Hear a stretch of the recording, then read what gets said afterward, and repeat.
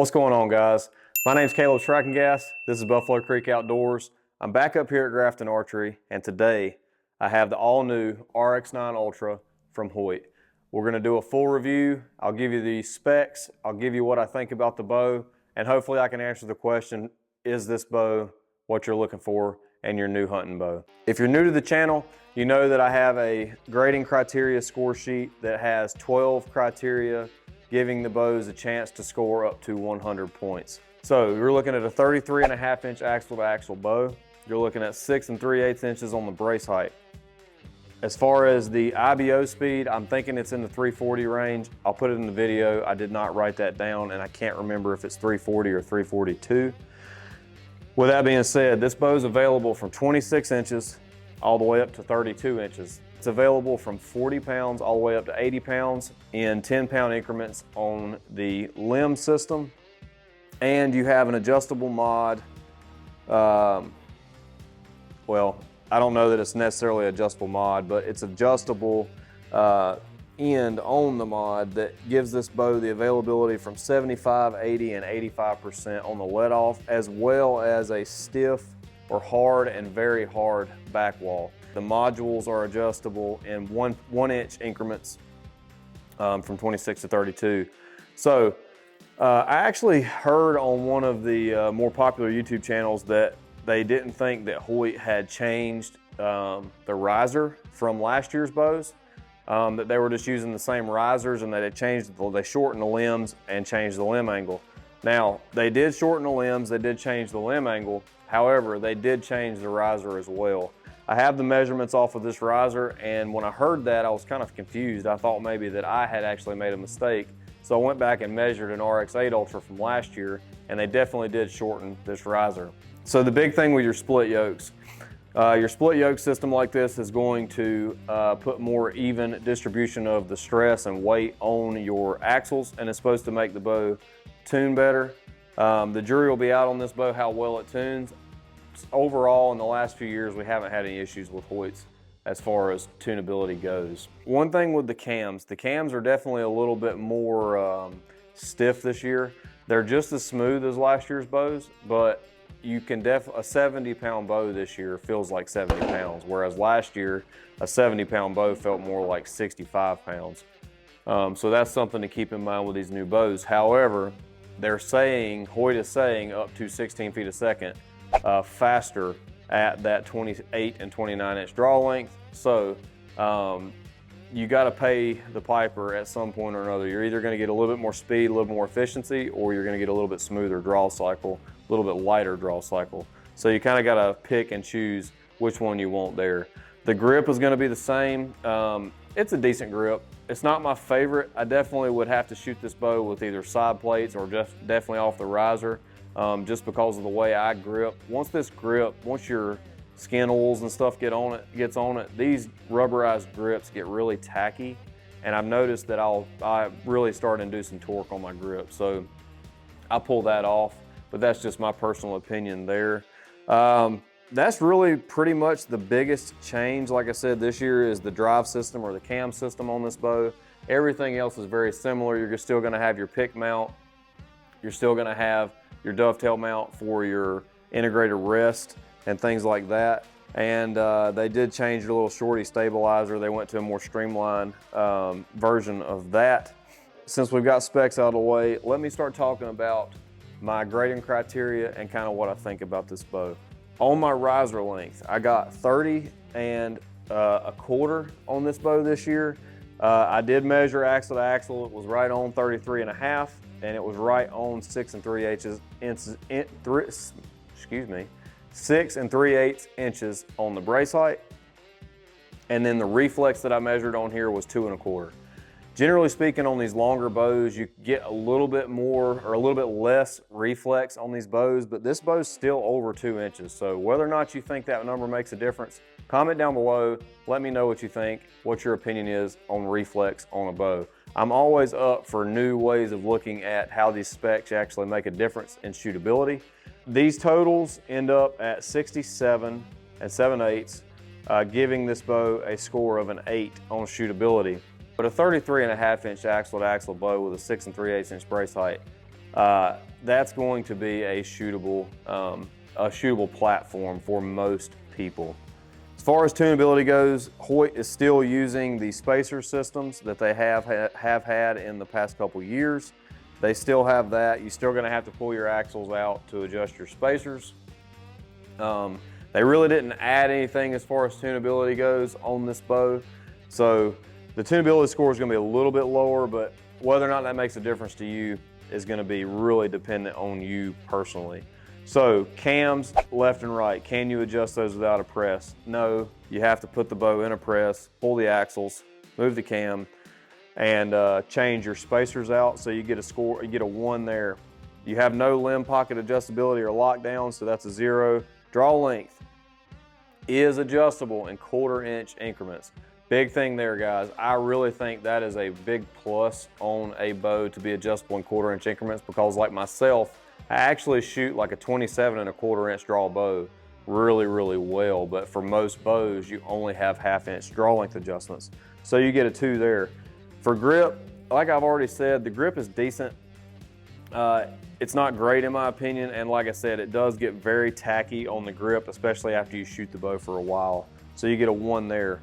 There are aftermarket grips, but they're not made by Hoyt, so that's why I ding you there. Let off. This bow is adjustable on the mod without buying something additional, without changing mods. It's adjustable 75, 80, and 85%. If I were to shoot this bow as my personal bow, I would probably shoot it at 80% because several states that I hunt in require 80% or less let off on my bow, and I actually prefer to have a little bit more holding weight because it keeps me in the tension on my string. It doesn't allow me to get slack and lose my form. So you get a 2 there.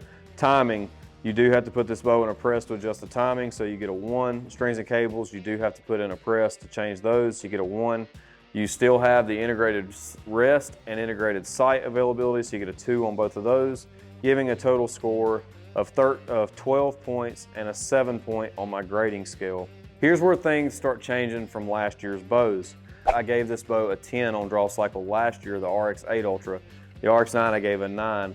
The reason for that, it's just as smooth, but I would say, like I said earlier, a 70-pound bow feels like you're drawing 70 pounds versus last year and the years prior, a 65-pound or 70-pound bow felt like you were drawing a 65-pound bow. Now, like I said, it's extremely smooth, and even though it is stiffer or feels heavier, it's so smooth that I still gave it a 9. Letdown. This bow still has one of the best, most easy letdowns of any of the bows that are currently being sold in the shop. I gave this bow a 9 out of 10 on letdown. I don't think that's talked about enough. I love the letdowns on the Hoyts. It allows, especially at the 80%, with the 80% mod adjustment, you really can just draw that bow back and just ease down into it. It's not wanting to snap your shoulder off. And when you're cold in a tree stand for 10 or 12 hours and haven't really moved much, any little bit that if it's easier to let down and you got to let down a big buck for whatever reason, or a doe, whatever it is, whatever you got to let down for, it's nice to be able to ease it down instead of it wanting to snap your shoulder off. Back wall on this bow. These bows are phenomenal this year. I really, really love the back wall on the new Hoyts, especially on this Ultra. I gave it a 10 out of 10. It's very solid. There's no flex, there's no sponge there. So like I said, it's a solid back wall. Noise. I gave this bow a 4 out of 5. It's not the quietest bow that we've shot. I do think it's a little bit louder than last year's bow. However, that could be the difference in the cam as well as being a little bit faster. So I gave it a 4 out of 5. It's by no means a noisy bow. It's just not the quietest bow that we've shot. Vibration, 5 out of 5. There is almost zero hand shock and vibration. Whatever it is dissipates extremely fast. So I give you a 5 out of 5 on vibration.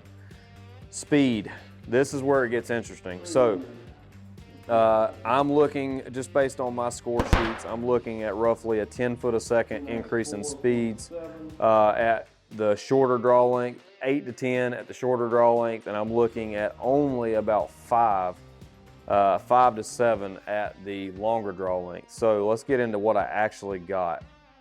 Hoyt's saying up to 16 feet a second. I just didn't see that in 27-inch and 30-inch draw lengths, which is what I shot this bow at. So I shot this bow dead on 70 pounds at 27 inches, 350, 425, and 513 grain arrows. And then I did the same arrow setups at 30 inches. At 27 inches, this bow shot 294.7 with a 350 grain arrow. Factoring in that I shot through a biscuit, add about 3 feet a second to all these numbers, and that's about probably what the bow would have shot with a drop away. So we're looking at like the 298 range. 425 grains, I shot 272.2, so you're looking at 275. At 513 grains, I shot 248.9, which, so you're looking at, what is that, 252.9, so almost 253 feet a second. And then let's jump into the 30-inch draw setting. I shot 327.6, so add 3, you're looking at 330.6. At 425 grain arrow, I shot 302, so 305. And then at 513 grain, I shot 276.9, so you're looking at 279.9. So nothing to shrug your nose up at. I did not see the increase in speeds that Hoyt said. Now, they may have shot these bows at 80% let off. I shot it at 85 because that's what the bow came with. That's what 99% of our customers are gonna shoot. That's why I shot the bow at that setting for the speed tests. So that gives you an 8.5 out of 10 on speed. Plenty of speed for a hunting bow. If you're a guy like myself shooting in that mid 400 grain arrow range, you're not quite gonna reach 280 on this bow, which is the magic number that I try to stay at. However, I would probably get heavier limbs on this bow, but that's just me. Whatever you feel comfortable with. But anyway, there's your speeds, an 8.5 out of 10 on points. For weight, they knocked off, I think, about a 1/4 pound, a 1/10 of a pound, it's saying, between last year's bow. So 4.3 pounds is what this bow is weighing in at, and that gives you a score of a 9 out of 10. Balance. This bow balances extremely well in my hand, set up empty, just with the little sortie stabilizer, 5 out of 5. Integrated accessories, I give you a 4 out of 5. You have the integrated mount for the sight, integrated, dovetail mount for the rest. You have a really nice sidebar, back bar bracket. It's not integrated, but the accessories are really nice. You still get a 0 on stabilizer because it's not physically an integrated stabilizer. The spec quiver that comes on this, that you can get for these bows from Hoyt, is really, really nice. There's 3 or 4 options, I believe, and they're all extremely nice. And then it does have the Ghost Stick 2.0s for limb legs, which allows you to actually pivot those limb legs up and out of the way while they're not in use, but you can leave it on your bow. So that's a nice feature there. 4 out of 5 on integrated accessories. And lastly, these bows did increase in price from last year. So they increased, I think, I'm not gonna say how much they increased, but they're over the threshold of that $1,800 mark, and they're over the threshold of the $2,000 mark. So I'll let the guys up at Grafton Archery tell you the exact prices on these bows. Give them a call up here at 704-855-1300 if you're interested in that. But on my grading criteria scale, 0 points is greater than $1,800. It's hard for me to fathom bows costing more than $1,800, and I think $1,800 is high, so you get a 0 on price. That gives you a total score on the RX-9 Ultra of 78.5 out of a 100-point scale. Last year's Ultra kind of left me wanting a little bit, as far as I wanted a little bit shorter, I wanted a little bit more speed in my setup. Just for reference, my RX-7 Ultra with my arrow setup at like 450 grains, I believe, was shooting 268 at 78 pounds. So at 70 pounds with a 425 grain arrow, I'm 272. So this bow is definitely shooting faster, all while maintaining a very nice draw cycle, very nice back wall. This bow at 85% has a really nice valley. You go to 80%, I'm sure it's gonna be a little bit less of a valley, but in my opinion, that makes it easier to shoot with less let off. Some guys want more let off, and that's all good. You have that availability on this bow to readily be able to change that. All right, so is the RX-9 Ultra the bow for you? That's going to be really dependent on you and what you're looking for. I think if you're saddle hunting, this bow may be just a little bit long. I would say other situations other than saddle hunting, this bow probably fits the bill for 90% of hunters. If you're not worried about extreme speeds and your shorter draw lengths, this is a really good bow.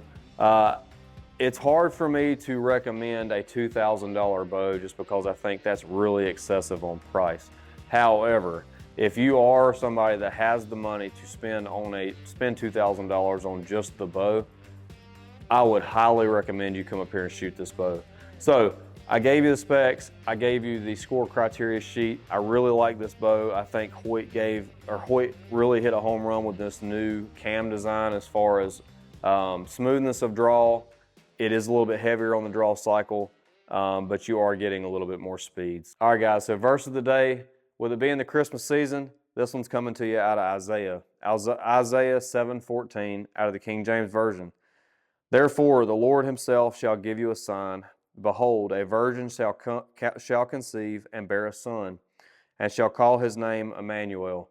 So for those of you that don't know what the true meaning for Christmas or meaning of Christmas is, why we actually celebrate it, it's because of the birth of Christ. So if you have any questions revolving around the birth of Christ, anything to do with that, comment down below, hit me up on social media. I will be more than glad to reach out to you and have a conversation with you. Thanks again for watching the video, guys.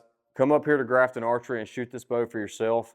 Check out their website. They've got an all-new website up with a lot of their merchandise, a lot of their sights, stabilizers, and things like that, broadheads, any kind of the little Christmas things that you might need for your hunter out there. Go to their website and check them out, place an order, and they'll get it out to you. So thanks for supporting the channel, guys. If you're interested in supporting me on my merchandise, check out the merchandise on my website. I'll have it linked below. If you want to go there and support the channel, I would really, really appreciate it. Once again, please like and subscribe, hit that notification bell, be on the lookout for all the new content coming out. I thank you for everything that you do for my channel and for supporting me. Remember to live your life to the fullest and use your passions to bless others. Thanks for watching the video. We'll catch you on the next one.